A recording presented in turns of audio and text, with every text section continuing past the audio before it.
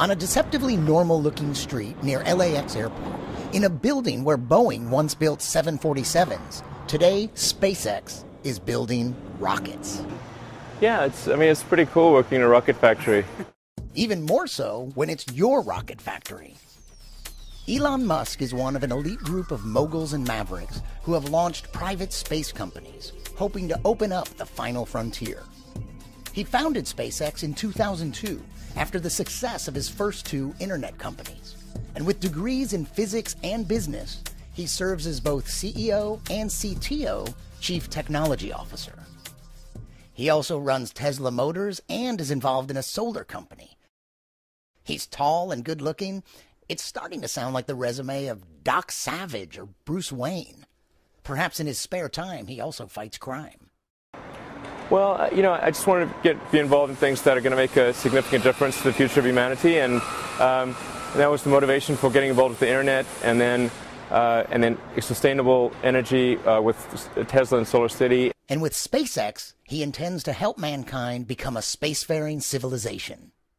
This is the manufacturing floor of SpaceX, where, like some science fictional dream, rockets are being built.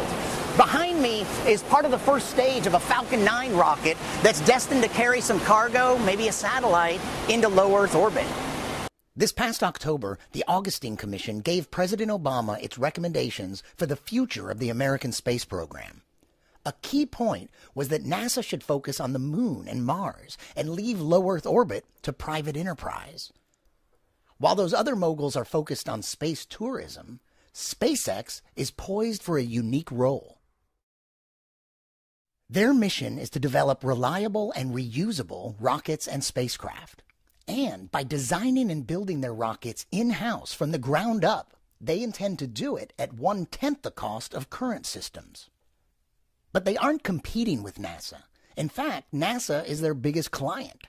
They've contracted SpaceX to do a series of 12 flights, a few demo flights, followed by actual cargo deliveries to and from the International Space Station. That's been the job of the space shuttle, but when the shuttle's retired in about a year, SpaceX aims to take over that role. But their Dragon spacecraft is more than just a cargo carrier.